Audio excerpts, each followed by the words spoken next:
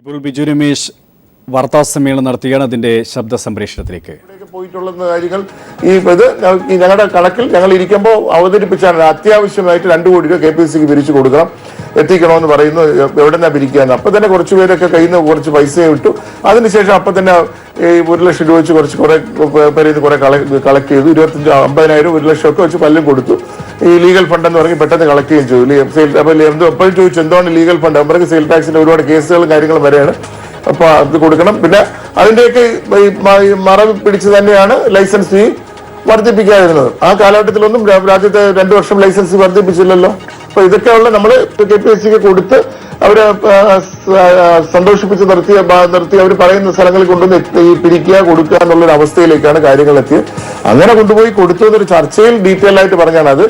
അതിനെ കക്കൂലിയായിട്ട് കൂട്ടേണ്ട കാര്യമില്ല. അതൊരു രാഷ്ട്രീയ ഒരു മാർഫിയ പിരിവായിട്ടാണ് ഞാൻ പറഞ്ഞത്. ഒരു ഗുണ്ടാ പിരിവ് പോലെ തിരിച്ചു വന്നാ പറഞ്ഞത്. ലൈസൻസുമായി ബന്ധപ്പെട്ടാണ് പ്രശ്നം.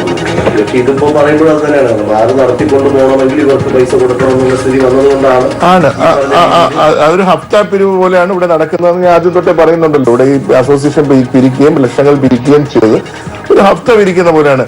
ഇതിപ്പോ എന്റെ അറിവിലുള്ളതാണ്. ഈ മൊത്തം കണക്കുകളും പരിശോധിക്കണം. ഇപ്പൊ ഇന്നലെ തന്നെ കൂടിയ മീറ്റിംഗിൽ എനിക്ക് പങ്കെടുക്കാൻ കഴിഞ്ഞില്ല. ഇന്നലെ തൃശ്ശൂരിൽ നിന്ന് തിരിച്ചപ്പോ തന്നെ രാത്രി 8 മണിയായി. അപ്പൊ ഇന്നലെ ആ മീറ്റിംഗിൽ എനിക്ക് പ്രധാനമായി അവിടെയും പറയാൻ ഞാൻ വിളിച്ചവരോട് പറഞ്ഞത് തന്നെ, ഈ അസോസിയേഷൻ പിരിച്ച പൈസയെ കുറിച്ചുള്ള അന്വേഷിക്കണമെന്ന് ആവശ്യപ്പെട്ടുകൊണ്ട് ക്രിമിനൽ കേസ് ഫയൽ ചെയ്യണമെന്നുള്ളത് തന്നെയാണ് എന്റെ ആവശ്യം. കാര്യം അങ്ങനെ ഒരെണ്ണം ഫയൽ ചെയ്ത് കഴിഞ്ഞാൽ ഈ കൊടുത്തവരെല്ലാം റെസീറ്റ് മേടിക്കാതെയാണ് പൈസ മേടിച്ചിരിക്കുന്നത്. റെസീറ്റ് മേടിക്കാൻ ഒരാൾ പറയാം ഞാൻ റെസീറ്റ് കൊടുക്കാൻ എന്റെ പൈസ മേടിച്ചു. അസോസിയേഷനിലെ ഈ പറയപ്പെടുന്ന അംഗങ്ങൾ എല്ലാവരും പറയണം എന്റെ 3-4 കോടി രൂപ മേടിച്ചൊന്നും ചുമ്മാ ഗവൺമെന്റിനെതിരെയുള്ള കേസ്. അസോസിയേഷൻ അംഗങ്ങൾ അസോസിയേഷനെതിരെയാണ് കേസ് പോകുന്നത്. ആ പൈസ എവിടെ പോയി, ആ കോടികൾ എവിടെ പോയി എന്ന് ഇപ്പൊ ഇരിക്കുന്നവർ പറയാൻ ബാധ്യസ്ഥരാകും. അല്ലെങ്കിൽ അവർക്കെതിരെ നിയമപരമായ നടപടി എടുക്കണമെന്നുള്ളതാണ് അതിനകത്ത് ഞാൻ ഇന്നലത്തെ ഈ പറഞ്ഞത്. ആ ചർച്ച അവിടെ വരികയും ചെയ്തു. അപ്പൊ ആ ചർച്ച നിലവിൽ ഇപ്പൊ നിൽക്കുകയാണ്. ഈ പറയപ്പെടുന്ന 4 ലക്ഷം കൊടുത്തവരുണ്ട്, 5 കൊടുത്തവരുണ്ട്, 60 ലക്ഷം രൂപ കൊടുത്തവരുണ്ട്. ഇപ്പൊ പല കാര്യങ്ങൾ നടക്കുന്നതിലേക്ക് വേണ്ടി അഡ്വാൻസ് ചെയ്ത് കൊടുക്കുന്നതാണ് ഈ കൂടുതലായിട്ടുള്ള പൈസകൾ. ബിനോയിയെ പോലുള്ള കൂടുതൽ ബാറുള്ളവരിൽ നിന്ന് കൂടുതൽ പൈസ മേടിച്ചിട്ടുണ്ട്.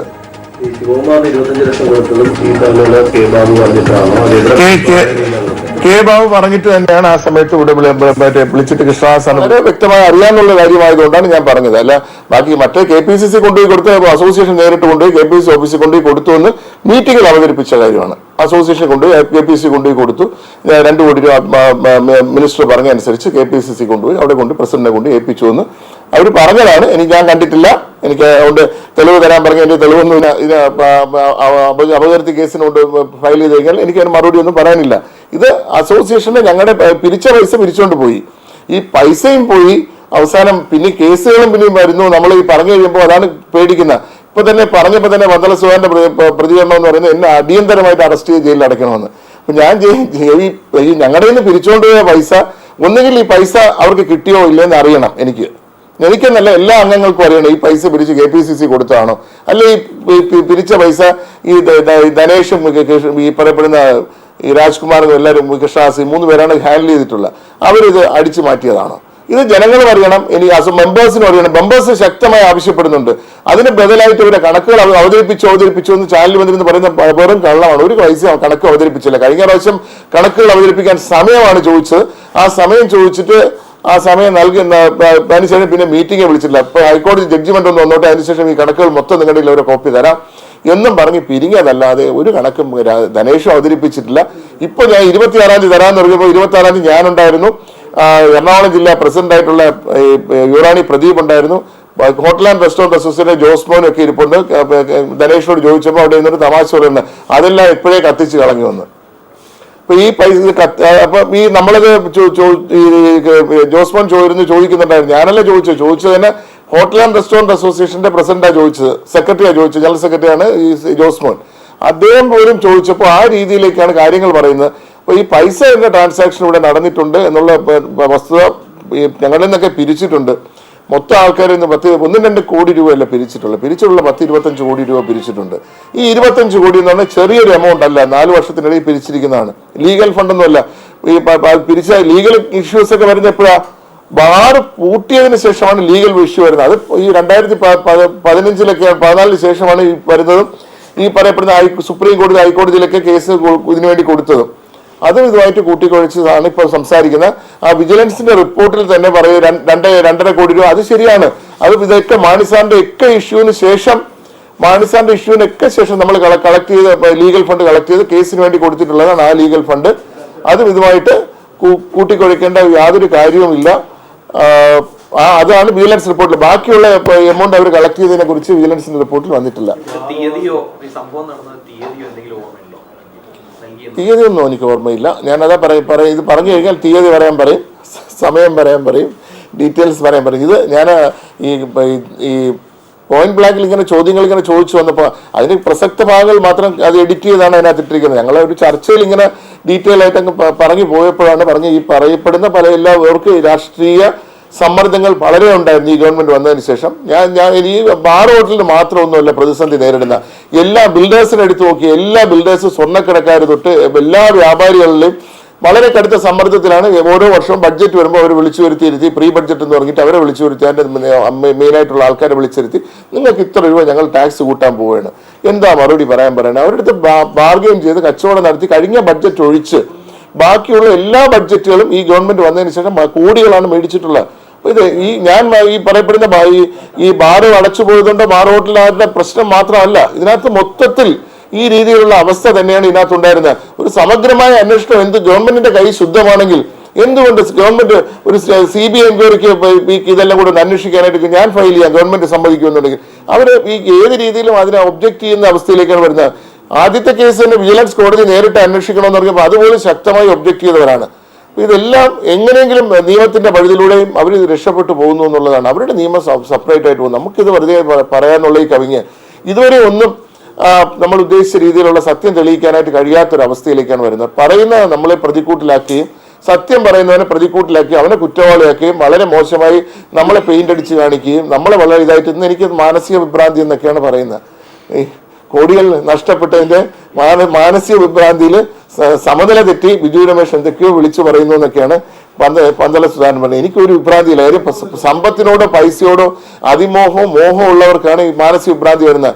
ഞാൻ പോയി നിന്ന് ചാനലിന് മുമ്പിൽ മന്ത്രിസ്ഥാനം പോകുന്നവരെയും കരയുന്ന രംഗം ഒന്നൊക്കെ പോലെ ബാറ് കൂട്ടിയപ്പോഴും ഞാൻ കരകില്ല, ഞാൻ ചിരിച്ചുകൊണ്ട് തന്നെ നിങ്ങളോട് സംസാരിച്ചത്.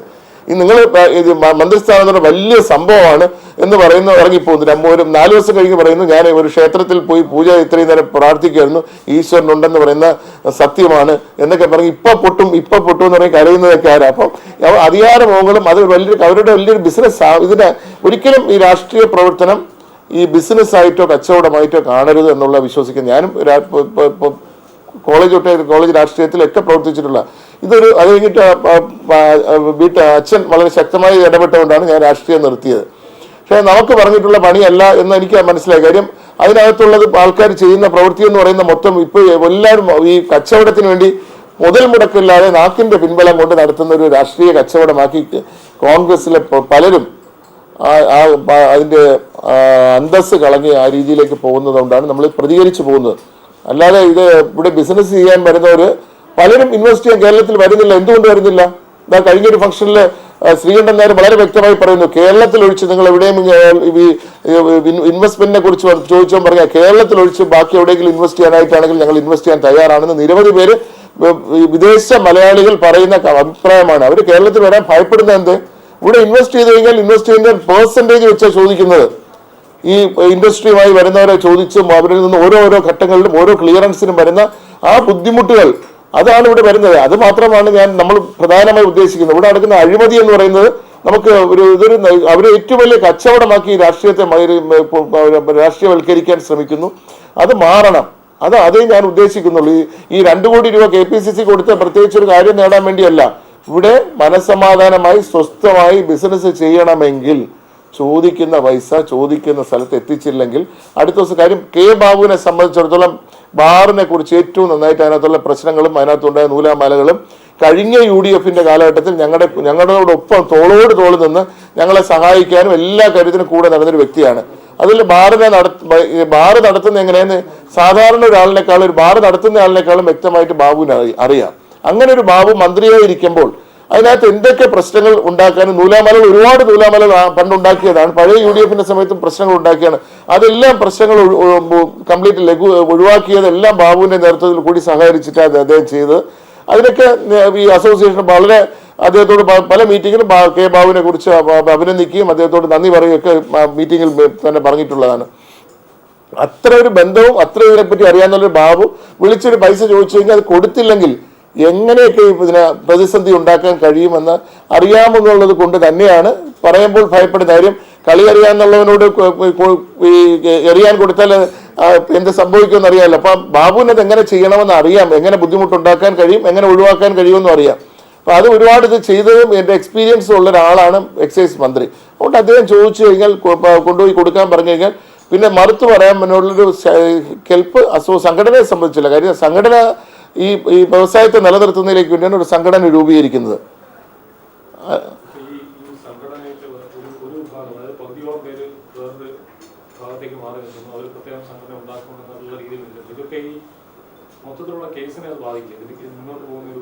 പ്രത്യേക സംഘടന രൂപീകരിക്കുക എന്നുള്ളതല്ല അതിനകത്തുള്ള ഇത് പറയുന്നത്. ഒന്ന് ഈ 5 സ്റ്റാർ ഹോട്ടലുകൾക്ക് മാത്രമേ ബാറുള്ളൂ. ബാർ ഹോട്ടൽ അസോസിയേഷനിൽ ബാറുള്ള FL3 ലൈസൻസ് ഉള്ളവർക്കാണ് ഈ സംഘടനയിൽ അംഗത്വമുള്ളൂ എന്നാണ് ആദ്യത്തെ തന്നെ നിയമാവലി ആദ്യം പറയുന്നത്. FL3 ലൈസൻസ് ഉള്ളവർക്ക് ബാർ ഹോട്ടൽ അസോസിയേഷന്റെ അംഗത്വം നൽകാൻ പാടുള്ളൂ എന്ന്. അപ്പം നിയമം ആ ബൈലോ നിലവിൽ നിൽക്കുന്നിടത്തോളം കാലം ആ ബൈലോയിനോ അസോസിയേഷനോ ഇപ്പം നിലവിൽ യാതൊരു വാലിഡിറ്റി ഇല്ല. അപ്പം ബൈലോ ഒന്ന് അമെൻഡ് ചെയ്യണം. അതിന് ജനറൽ ബോഡി മീറ്റിംഗ് വിളിക്കണം. അവർ വിളിക്കുന്നില്ല. ഇത് അവർ മാത്രമല്ല, ഇന്നലെ പെട്ടെന്ന് അടിയന്തരമായി ഫോണിലൂടെയും ചില മാധ്യമങ്ങളിലൂടെയും വന്ന രീതിയിൽ കുറേ 10, 120, 150 പേര് പങ്കെടുത്തിട്ടുള്ളൂ മീറ്റിങ്ങിൽ. പലരും എത്താൻ കഴിഞ്ഞിട്ടില്ല, പലരും ഇത് അറിഞ്ഞിട്ടില്ല. ഈ ഒരു മീറ്റിങ്ങിനെ കുറിച്ചൊന്നും പലരും അറിഞ്ഞത് താമസിച്ചാണ്. അതുകൊണ്ട് പലർക്കും എത്താൻ കഴിഞ്ഞില്ല എന്നാണ് എനിക്ക് മനസ്സിലാക്കാൻ കഴിഞ്ഞത്. ഞാൻ ഉൾപ്പെടെ എത്താൻ കഴിഞ്ഞിട്ടില്ല ഉള്ളൂ. അല്ല,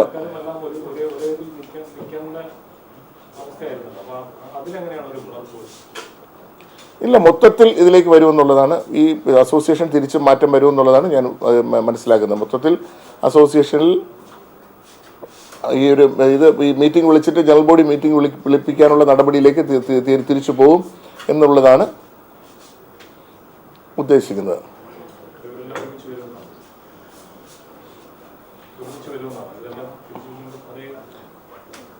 ഇവരെല്ലാവരും തീർച്ചയായിട്ടും അസോസിയേഷൻ തിരിച്ച് കഴിഞ്ഞ എക്സിക്യൂട്ടീവ് മീറ്റിംഗിൽ പോലും ധനേഷിനെയും ഉണ്ണിയെയും രാജ്കുമാറിനെയും മാറ്റണമെന്നാവശ്യപ്പെട്ട് ശക്തമായ ആവശ്യം ഉന്നയിച്ചത് കൃഷ്ണദാസാണ്. അതാണ് ഒരു പ്ലാൻഡ് ഓപ്പറേഷൻ പോലെ തോന്നിയത്. എണീറ്റ് നിന്ന് പറഞ്ഞ് ഇത്രയും പ്രശ്നങ്ങളും കാര്യങ്ങൾ നിൽക്കുന്ന സമയത്ത് ധനേഷും രാജ്കുമാർ മാറി നിൽക്കട്ടെ എന്ന് പറഞ്ഞു. ഇവർ രണ്ടുപേരും മാറി നിന്ന് കഴിഞ്ഞാൽ പിന്നെ ഈ കണക്ക് ചോദിക്കുന്ന ആരോട് പോയി ചോദിക്കും? അപ്പോൾ അങ്ങനെ ഒരു അവസ്ഥയിലേക്ക് വന്നാൽ ഇവർ ജനറൽ ബോഡി വിളിക്കാൻ പറഞ്ഞിട്ട് ഇവരെല്ലാവരും ആവശ്യപ്പെട്ട് ജനറൽ ബോഡി വിളിക്കുന്നില്ല. 8 മാസത്തിന് മുകളിലായി മീറ്റിംഗ് വിളിച്ചിട്ട് എക്സിക്യൂട്ടീവ് കമ്മിറ്റിയും വിളിച്ചിട്ടില്ല, ജനറൽ ബോഡിയും വിളിച്ചിട്ടില്ല. കണക്കുകൾ അവതരിപ്പിക്കാമെന്ന് പറഞ്ഞിട്ട് അന്ന് മുങ്ങിയവരാണ് ഈ ആൾക്കാർ. അപ്പോൾ ഇവരെ കൊണ്ട് ജനറൽ ബോഡി ഇപ്പം കൂടിയിരിക്കുന്നത് ഒരു ആലോചനയോട് കൂടി ഇനിയിപ്പോൾ എല്ലാവരും കൂടെ മെമ്പേഴ്സ് എല്ലാവരും കൂടെ പഴയ അംഗങ്ങളെല്ലാം കൂടി ഒപ്പിട്ടുകൊണ്ട് ജനറൽ ബോഡി വിളിക്കാനായിട്ട് ലെറ്റർ കൊടുത്തു കഴിഞ്ഞാൽ നിയമപ്രകാരം വിളിക്കാൻ പറ്റും. അങ്ങനെ വിളിച്ചിട്ടില്ലെങ്കിൽ കോടതിയെ സമീപിച്ചുകൊണ്ട് കോടതിയുടെ നേതൃത്വത്തിൽ മീറ്റിംഗ് വിളിപ്പിക്കാൻ പറ്റും. ആ ഒരു അവസ്ഥയിലേക്ക് രജിസ്റ്റേർഡ് അസോസിയേഷൻ ആണല്ലോ, ആ ഒരു കാര്യത്തിലേക്ക് പോകേണ്ട ഒരു ഘട്ടമാണ് ഇപ്പോൾ നിൽക്കുന്നത്. അപ്പോൾ അതനുസരിച്ചുകൊണ്ട് കാര്യങ്ങൾ മുന്നോട്ട് പോകുന്ന ഒരു അവസ്ഥയിലേക്ക് വരും.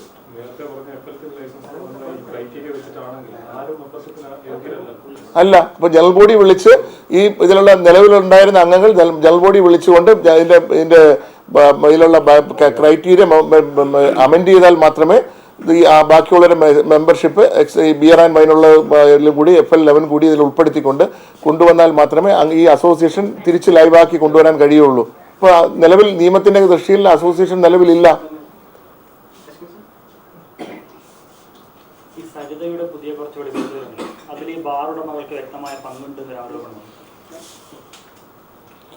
ബാർ ഉടമകൾക്ക് ഇതിനകത്ത് എന്ത് പങ്കാണെന്ന് എനിക്കറിയില്ല. കാര്യം ഈ സരിതാ വിഷയം വരുന്നതിന് എത്രയോ ബാർ അടങ്ങിയിരുന്നതിന് എത്രയോ നാൾ മുമ്പാണ് സരിതാ വിഷയം പൊങ്ങി വന്നിട്ടുള്ളത്. അപ്പോൾ പൊങ്ങി വന്നിട്ടുള്ളത് എത്രയോ നാൾ മുമ്പാണ് സരിതയുടെ വിഷയം ഇതുമായിട്ട് ബന്ധപ്പെട്ട് വന്നിട്ടുള്ളത്. അപ്പോൾ അതിനെ ഇതുമായിട്ട് നമ്മൾ കണക്ട് ചെയ്യോ ലിങ്ക് ചെയ്യോ ചെയ്യുന്നതിനോട് കാര്യമൊന്നുമില്ല. സരിത പലരെയും ഈ പറയപ്പെടുന്ന അസോസിയേഷനിലെ പലരെയും അവർ ബന്ധപ്പെട്ടിട്ടുണ്ടാവുന്നു. ഞാൻ ഈ പറയപ്പെടുന്ന ഈ ഇത് കേട്ടതിന് ശേഷം ഞാൻ നേരെ നമ്മുടെ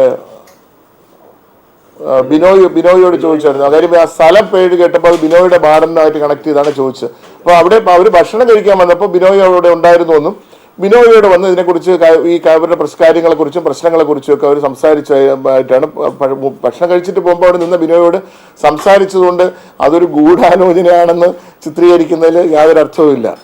അപ്പോൾ ഈ അവിടെ നിന്ന് ഹോട്ടലിൽ വരെ കഴിക്കാൻ വന്നിരുന്ന ആൾ അവിടെ നിന്ന് ബിനോയോട് നിൽപ്പുണ്ടായിരുന്നു. ബിനോയോട് വന്ന് അവരുടെ പ്രശ്നങ്ങളൊക്കെ ഈ സോളാറിൻ്റെ പ്രശ്നങ്ങൾ, അവരെ പറ്റിച്ച പ്രശ്നങ്ങളും കാര്യം ഈ വേറൊരു രീതിയിൽ പറ്റിക്കപ്പെട്ട ഒരു സമൂഹമാണ് ഈ ബാർ ഹോട്ടൽ അസോസിയേഷൻ. അപ്പോൾ അവരെ ഈ പല രീതിയിൽ കോടികളിൽ പറ്റിച്ച് നിൽക്കുന്ന വളരെ ദയനീയാവസ്ഥയിൽ നിൽക്കുന്ന ബിനോയിയെ കണ്ടപ്പോൾ അവർക്കൊരു സഹതാപം തോന്നിയിട്ട് വന്ന് പറഞ്ഞതായിരിക്കാം, എനിക്ക് എൻ്റെ നിന്ന് ഇത്ര കോടി രൂപയൊക്കെ പോയി, ഇങ്ങനെയൊക്കെ ഇത്ര ആ രീതിക്ക് എൻ്റെ നിന്നൊക്കെ മേടിച്ചെടുത്തു. അവിടെ നിന്ന് സംസാരിച്ചൊരു സംഭാഷണത്തെ ഗൂഢാലോചനയാണെന്ന് ചിത്രീകരിക്കുന്നത് അങ്ങനെയാണെങ്കിൽ ബിനോയ്ക്ക് നിഷേധിക്കാമല്ലോ. ഞാൻ അവരെ കണ്ടിട്ടില്ല, സംസാരിച്ചില്ല. ബിനോയ് പറഞ്ഞു എന്നോട് അവർ വന്ന് പരിചയപ്പെട്ടു, സെൽഫ് ഇൻട്രൊഡക്ഷൻ നടത്തി പരിചയപ്പെട്ടു.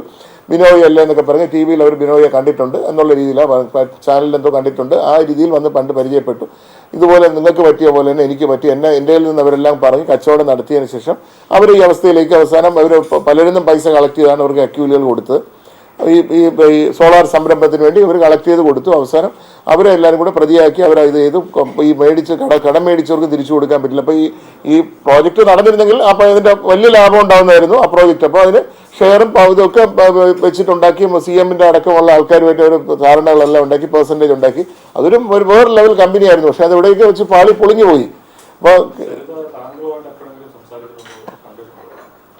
എന്നെ സരിത വിളിച്ചിട്ടുണ്ട്, സംസാരിച്ചിട്ടുണ്ട്. ഇപ്പോഴൊന്നുമല്ല, ഒരു 10-12 മാസം മുമ്പാണ് വിളിച്ചത്. എൻ്റെ കയ്യിൽ വിളിച്ച് പറഞ്ഞതെന്ന് വെച്ചാൽ കെ ബാബുവിൻ്റെ ഒരുപാട് ഡീറ്റെയിൽസുകൾ അവരുടെ കയ്യിലുണ്ട്, മറ്റു പലരുടെയും ഉണ്ട്. ഞാൻ പറയും ഇനി പലരുടെയൊന്നും വേണ്ട, ബാബുവിൻ്റെ എന്തൊക്കെയാണ് നിങ്ങളുടെ കയ്യിലുള്ളതെന്ന് വെച്ചാൽ അപ്പോൾ അവരുടെ പല ഡീറ്റെയിൽസും ബാബുവിൻ്റെ കയ്യിലുണ്ട്. അതിൽ സാമ്പത്തികമായിട്ടുള്ള മറ്റേ പോർട്ടുമായി ബന്ധപ്പെട്ട് കോടികളുടെ ഒരു ട്രാൻസാക്ഷൻ നടക്കുന്നതുമായി ബന്ധപ്പെട്ട് സംസാരിച്ചതിൻ്റെ അതിൻ്റെ CD കംപ്ലീറ്റ് അവരിൽ ഇരിപ്പുണ്ടെന്ന് പറഞ്ഞു. ഞാൻ പറഞ്ഞു എനിക്ക് അത് തരുന്നതുകൊണ്ട് ബുദ്ധിമുട്ടുണ്ടോ എന്ന് ചോദിച്ചു. ഇല്ല, അത് എൻ്റെ കയ്യിലിപ്പോൾ ഇല്ല, അത് തമിഴ്നാട്ടിലൂടെ അവർ സൂക്ഷിച്ചിരിക്കുകയാണ്, ഇവിടെ വെക്കാൻ അത് പറ്റാത്തതുകൊണ്ട് സൂക്ഷിച്ചിരിക്കുകയാണ്. ഞാൻ പോയിട്ട് അത് ഇനി അടുത്ത പ്രാവശ്യം പോകുമ്പോൾ അത് എടുത്തുകൊണ്ട് തരാം, നിങ്ങൾക്ക് അത് ഉപയോഗപ്പെടുമെങ്കിൽ ഉപയോഗപ്പെടട്ടെ എന്ന് പറഞ്ഞ് ഒരു ദിവസം സംസാരിച്ചു, ഇത് ചെയ്തു. അതിനുശേഷം പിന്നെ അതിന് പല ആവശ്യങ്ങളും പറഞ്ഞുകൊണ്ട് 1-2 പ്രാവശ്യം വിളിച്ചായിരുന്നു, സാമ്പത്തിക ആവശ്യങ്ങൾ. ഞാൻ പറഞ്ഞു ബുദ്ധിമുട്ടാണ്, നിങ്ങൾ ആദ്യം തരാവുന്നവർക്ക് സാധനം കൊണ്ട് തന്നില്ലല്ലോ, തന്നതിന് ശേഷം നിങ്ങൾ പറയുക, അല്ലെ കടം കൊടുക്കുന്ന പദ്ധതി നമുക്കില്ല. അവർക്ക് കേസിന് അടയ്ക്കാൻ വേണ്ടി സെക്കൻഡ് ചോദിച്ചു, അവർ കേസിന് കോടതിയിൽ കെട്ടിവെക്കാൻ കേസാണ്, കോടതിയിൽ കെട്ടിവെക്കുന്നതിലേക്ക് വേണ്ടി കുറച്ച് ക്യാഷ് ചോദിച്ചുകൊണ്ട് വിളിച്ചായിരുന്നു. അപ്പോൾ അത് നടക്കില്ല എന്ന് പറഞ്ഞ് നമ്മൾ ഒഴിവാക്കി വിടുകയാണ് ചെയ്തത്. അപ്പോൾ അത് അല്ലാതെ അവരുമായി ഒരു ധാരണ സംസാരിക്കണം. നിങ്ങൾക്ക് കോൾ ലിസ്റ്റ് വേണമെങ്കിൽ പരിശോധിക്കുക. അതൊക്കെ ഒരു 8-10 മാസം മുമ്പ് ഒരു വിളിച്ച് സാമ്പത്തിക കോടതിയിലേക്ക് വേണ്ടി സഹായിക്കാമെന്ന് ചോദിച്ചു. ബാബുവിൻ്റെ നിങ്ങൾ ഈ പറഞ്ഞ CD കൊണ്ട് തരാണെങ്കിൽ ഈ പറയപ്പെടുന്ന ഈ കോടികളുടെ എന്തോ ട്രാൻസാക്ഷനാണ്, പോർട്ടുമായിട്ട് ബന്ധപ്പെട്ട് ഒരു ഡീല് സംസാരിച്ച് ഉറപ്പിക്കുന്നത് കംപ്ലീറ്റ് അവരിലുണ്ട്. അവരാണ് അതിന് മധ്യസ്ഥ അവരായിരുന്നു എന്ന് പറയുന്നു. പക്ഷെ അവർ ഡീറ്റെയിൽസ് ഒന്നും തന്നില്ല. അപ്പോൾ എനിക്ക് അവരിലുള്ള വിശ്വാസം എനിക്കില്ല. ചാനലുകൾക്ക് വിശ്വാസം ഉണ്ടാവും, ജനങ്ങൾക്ക് വിശ്വാസം ഉണ്ട്. പക്ഷേ എനിക്ക് അവർ പറഞ്ഞിട്ട് എനിക്ക് തരാമെന്ന് പറയുകയല്ല, എന്നെ ആ പറഞ്ഞ കാര്യങ്ങൾ എനിക്ക് തരാത്തത് കൊണ്ട് ബാബുവിൻ്റെ അപ്പം ബാബുവായിട്ടുള്ള ഞാൻ പറഞ്ഞു ബാബു അവരായിട്ടുള്ള വ്യക്തിപരമായിട്ടുള്ള കാര്യങ്ങളൊന്നും എനിക്ക് ആവശ്യമില്ല, നമുക്ക് ആവശ്യമില്ല. വ്യക്തിപരമല്ലാത്ത കാര്യങ്ങളുണ്ടെങ്കിൽ, സാമ്പത്തിക ഇടപാടുകളുടെ കാര്യങ്ങളുണ്ടെങ്കിൽ തന്നാൽ കൊള്ളാം എന്ന് പറഞ്ഞു. അപ്പം മറ്റു പലരുടെയും ഒക്കെ ഉണ്ടെന്ന് പറഞ്ഞു. ഞാൻ പറഞ്ഞു മറ്റു പലരുടെയും ഏറ്റെടുക്കേണ്ട കാര്യം നമുക്കതിൻ്റെ ആവശ്യമില്ല. അത് ഇതിൻ്റെ സാമ്പത്തിക കാര്യം ബാബുവിൻ്റെ നമ്മൾ പറഞ്ഞു വരുന്ന സാമ്പത്തിക കാര്യങ്ങളാണ്. അപ്പോൾ അതുമായി ബന്ധപ്പെട്ട കാര്യം മാത്രം ഉണ്ടെങ്കിൽ നിങ്ങൾ തരാമെന്ന് ഉറപ്പ് പറഞ്ഞിട്ടാണ് പോയത്. അതിനുശേഷം അവർ ബ്രദർ 2-3 പ്രാവശ്യം വിളിക്കുകയും ചെയ്തു, ബ്രദറാണെന്ന് പറഞ്ഞ ഒരാൾ. അതിനുശേഷം കുറച്ച് സാമ്പത്തികം കടമായി ചോദിച്ചു, കേസിന് എന്തോ കെട്ടിവെക്കാനെന്ന് പറഞ്ഞു. ഞാൻ കൊടുത്തില്ല,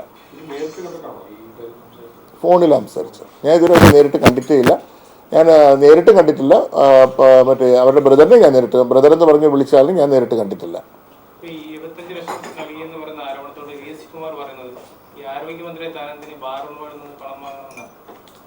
അതെനിക്ക് നിങ്ങളെ ചോദ്യം ചോദിക്കേണ്ടത് കെ ബാബുവിനോടാണ്. എന്തിനാണ് VS ശിവകുമാർ 25 ലക്ഷം രൂപ കൊണ്ടുപോയി കൊടുക്കാൻ പറഞ്ഞത്?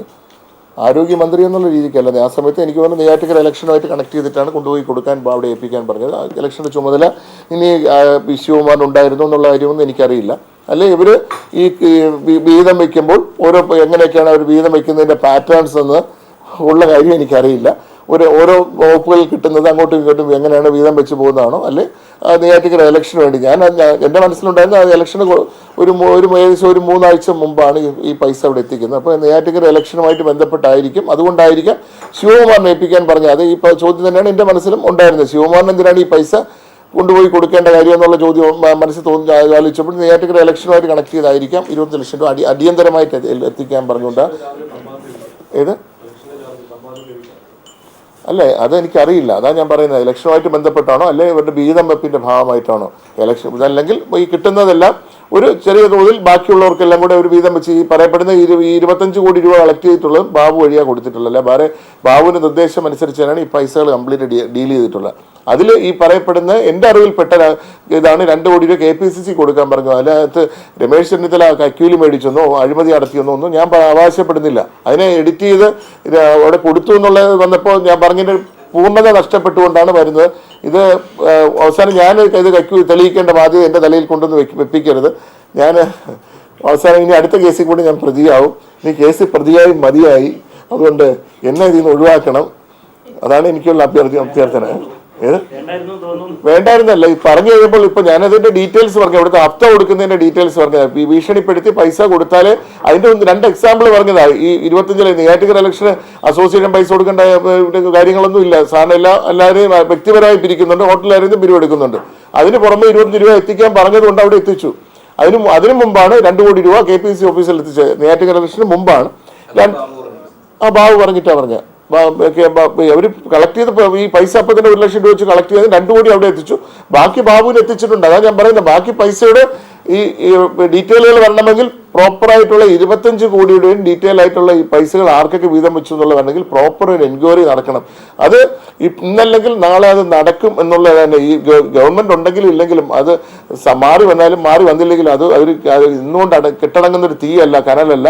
ഇന്നലത്തെ മീറ്റിംഗിൽ തന്നെ ഇവർക്കെതിരെ ഇപ്പൊ അസോസിയേഷനെതിരെ ഇങ്ങനൊരു കേസ് വരികയാണെങ്കിൽ ഈ ഇവർ പിരിച്ചെടുത്ത ഞങ്ങൾ കൊടുത്തു, അതിന് റെസീറ്റ് വേണമെന്നൊന്നുമില്ല. ഇത്രയും പേര് പറയാണ്, ഇത്രയും പേര് ഹോട്ടൽ ഉടമകൾ വന്നതെന്ന് കള്ളം പറയേണ്ട ആവശ്യമൊന്നുമില്ല. അവരിൽ നിന്നും അസോസിയേഷൻ പിരിച്ച കേസാണ്, അല്ല ആർക്ക് കക്കൂൽ കൊടുത്ത കേസല്ല. അസോസിയേഷൻ ഞങ്ങളിൽ നിന്നും ഇത്ര ലക്ഷം രൂപ വെച്ച് കളക്ട് ചെയ്തിട്ടുണ്ട്. ആ പൈസ എവിടെ പോയി എന്നറിയാൻ ഏതൊരു അംഗത്തിനും ആവശ്യമുണ്ടല്ലോ. റെസീറ്റും തന്നിട്ടില്ല. അപ്പൊ അത് അന്വേഷണം വന്നെങ്കിൽ ഈ പിരിച്ചവർ അതിന് വ്യക്തമായ മറുപടി പറയേണ്ട ഒരു അവസ്ഥയിലേക്ക് വരും. ഇല്ലെങ്കിൽ അവരത് ഏറ്റെടുക്കുകയാണെങ്കിൽ അവർ ജയിലിൽ പോകേണ്ടി വരും. ഈ ബാർകോഡ് കേസിന്റെ ആരോപണം വന്ന പശ്ചാത്തലത്തിൽ കുറെ ഫോൺ കോളുകൾ പുറത്തുവിട്ടും അല്ലെങ്കിൽ അതിന്റെ ഒരു അടിസ്ഥാനത്തിലാണ് പല ആരോപണങ്ങൾ ഉന്നയിച്ചിരുന്നത്. ഇപ്പോൾ സരിതയുടെ ഇപ്പോഴത്തെ ഒരു നിലപാടും ഈ ഒരു വിഷയവുമായി ബന്ധപ്പെട്ട് ഫോൺ കോളുകൾ പുറത്തുവിട്ടുകൊണ്ടാണ്.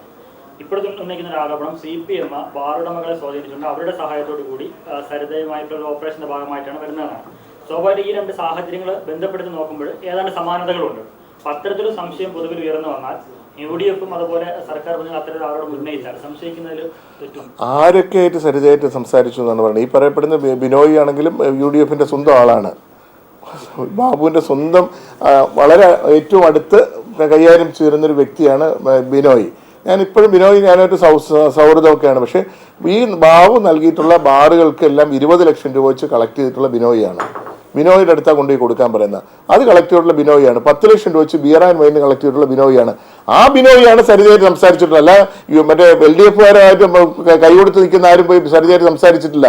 ഞാൻ പോയി സരിതയായിട്ട് സംസാരിച്ചു. സരിത എൻ്റെ ഫോണിൽ വിളിച്ച് നിങ്ങൾ കോൾ ലിസ്റ്റ് നോക്കിയാൽ പരിശോധിക്കണമെങ്കിൽ അവരുടെ സംവിധാനം ഉണ്ടെങ്കിൽ പരിശോധിക്കാം. എൻ്റെ ഫോണിൽ നിന്ന് ഒരു കോൾ പോലും സരിതയെ വിളിച്ചിട്ടില്ല. സരിത ഇങ്ങോട്ട് എനിക്ക് മെസ്സേജ് ഇത് ചെയ്തിട്ടുണ്ട്. ഇപ്പോൾ ക്യാഷ് ആവശ്യപ്പെട്ടുകൊണ്ട് ഹെൽപ്പ് ചെയ്യാമോ, can you help me with ഒരു 1.5 ലക്ഷം രൂപ കോർട്ടിലേക്ക് വേണ്ടി ഹെൽപ്പ് ചെയ്യാമെന്ന് ചോദിച്ചു. എനിക്ക് SMS അയച്ചിട്ടുണ്ട്. ഞാൻ റെസ്പോണ്ട് ചെയ്തിട്ടുമില്ല. പിന്നെ അവരുടെ ബ്രദർ എന്തോ എന്ന് പറഞ്ഞ ഒരാൾ വിളിച്ചപ്പോൾ ഞാൻ പറഞ്ഞു നടക്കില്ല, നിങ്ങൾ തരാമെന്ന് പറഞ്ഞ കാര്യം പോലും നിങ്ങൾ തന്നിട്ടില്ല. ബാബുമായിട്ട് ബന്ധപ്പെട്ട കോടികളുടെ അവരുടെ കയ്യിൽ ഇരിപ്പുണ്ടെന്ന് പറഞ്ഞു. അപ്പോൾ അത് ചിലപ്പോൾ അതിനു വേണ്ടി അവർ വിലപേശാനായിരിക്കാം. ഞാൻ പക്ഷേ കാണാനായിട്ട് ഞങ്ങൾ ഒരു അവസരവും ഞങ്ങൾ കാണുകയോ കൂടിക്കാഴ്ചയോ ഒന്നും ഇതൊന്നും ഈ കാലഘട്ടത്തിലുള്ളതല്ല. ഇത് ഏകദേശം 8-9 മാസം മുമ്പുള്ള കാര്യമാണ് പറയുന്നത്. അതിനുശേഷം ഞാൻ റെസ്പോണ്ട് ചെയ്തിട്ടില്ല. ഞാൻ എൻ്റെ ഫോണിൽ നമ്പേഴ്സും ബ്ലോക്ക് ചെയ്തേക്കുക. ഞാൻ ആ ഫോണിൽ ആ നമ്പറുകൾ കംപ്ലീറ്റ് അങ്ങ് ബ്ലോക്ക് ചെയ്തിട്ടു. വെറുതെ നമ്മൾ എടുത്ത് ഒരു കോൾ അറിയാതെ എടുത്തു കഴിഞ്ഞിട്ട് ആ കോൾ എടുത്തിട്ട് പിന്നെ സരിതയുമായിട്ട് ഈ പറയപ്പോലെ നമ്മളെന്തെങ്കിലും വേറെ അന്വേഷണത്തിൽ മോശമായ അന്വേഷണത്തിലേക്ക് പോകേണ്ട ഒരു അവസ്ഥ വരുമെന്ന് വെച്ചിട്ട് ഞാൻ ആ നമ്പേഴ്സ് ബ്ലോക്ക് ചെയ്തേക്കുക. എപ്പോഴാണെങ്കിൽ പരിശോധിക്കാം.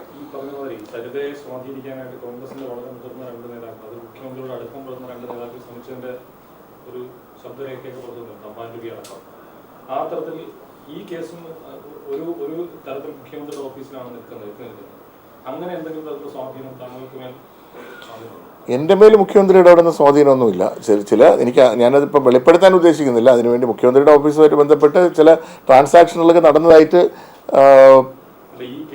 ഈ കേസിനെ ഒതുക്കാനായിട്ട് സംബന്ധിച്ചൊരു 2 കോടി രൂപ 3 കോടി രൂപ കൊണ്ട് കൊടുത്തതിൻ്റെ ചെറിയ ട്രാൻസാക്ഷൻ ഡീറ്റെയിൽസ് പറഞ്ഞു കേട്ടുള്ള ചെറിയ അറിവുണ്ട്. അല്ല എനിക്കതുമായി ബന്ധപ്പെട്ട കൂടുതൽ കാര്യങ്ങൾ ഞാൻ പറയാം.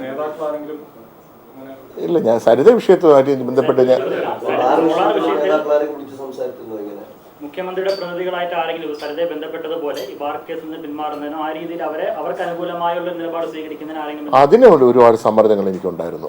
തുടക്കത്തിലുണ്ടായിരുന്നു, അതിനുശേഷം ഉണ്ടായിരുന്നു. മുഖ്യമന്ത്രി ഇതുമായിട്ട് സംസാരിച്ചതിൻ്റെ അടിസ്ഥാനത്തിൽ ഈ ബിയർ ആൻഡ് വൈനൊക്കെ കൊടുക്കുന്നതിന് മുമ്പും പറഞ്ഞു ബിയർ ആൻഡ് വൈൻ കൊടുക്കുകയാണ്, അതുകൊണ്ട് ഇനി പ്രശ്നം ഉണ്ടാക്കരുത് എന്നൊക്കെ പറഞ്ഞ് മുതിർന്ന നേതാക്കന്മാർ വിളിച്ച് സംസാരിച്ചിട്ടുണ്ടായിരുന്നു. ഞാൻ പേര് വ്യക്തമാക്കുന്നില്ല, കാര്യം ഞാനുമായിട്ട് വളരെ അടുപ്പമുള്ളവരാണ്. പക്ഷേ അതിൻ്റേതായ എവിഡൻസുകളെല്ലാം എൻ്റെ കയ്യിലുണ്ട്. പക്ഷേ ഞാനത് വ്യക്തമാക്കുക, ഞാനത് അവരെ ബുദ്ധിമുട്ടിക്കാൻ ഞാൻ ഉദ്ദേശിക്കുന്നില്ല. കാര്യം ഇതൊക്കെ അതിൻ്റെ ഒരു ഇതിൽ നമ്മൾ നിർത്തണം.